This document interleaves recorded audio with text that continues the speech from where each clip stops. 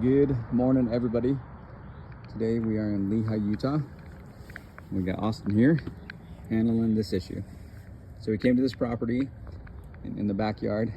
Every time this area would start, just a bunch of rotors through here, it would turn on, but then it wouldn't shut off with the timer, and you couldn't shut it off manually. So what we're gonna do is we're gonna pull the top of that, see if there's anything in there, go from there. So you start with taking off the solenoid. That just twists off. And that's the solenoid. And this is a Hunter valve, a 1-inch valve. So I'm gonna put that on the side. Hunter there.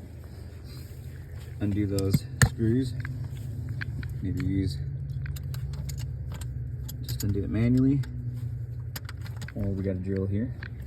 And always shut the water off. So we've shut the water off at the street.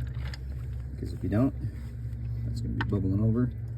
And yeah, it's gonna be an issue. So also remember the spring. So this is called the bonnet, top of the valve. You got the spring there. That center part that he's gonna be popping up.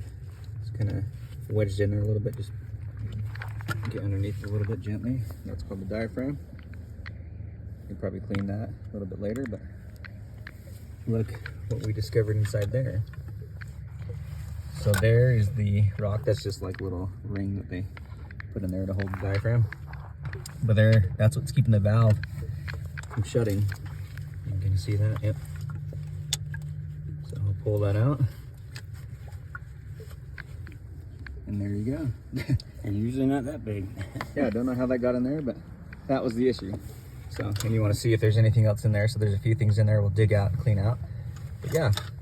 If you do have a valve that's stuck on like this, whether it's a Rainbird, Hunter, Orbit, whatever it might be, that's probably why it's sticking on. So you want to get in there, clean it out. You can flush it out. Go to the street, turn on the water, let it flush out a little bit. But you can visually see that everything's clean. There's still some water in there. You'll be able to just kind of scrape it out of there. You'll be good to go. Just make sure that you're putting everything back together the way it was. So yeah, that's how you clean out the valve and get it all going. Thanks for watching.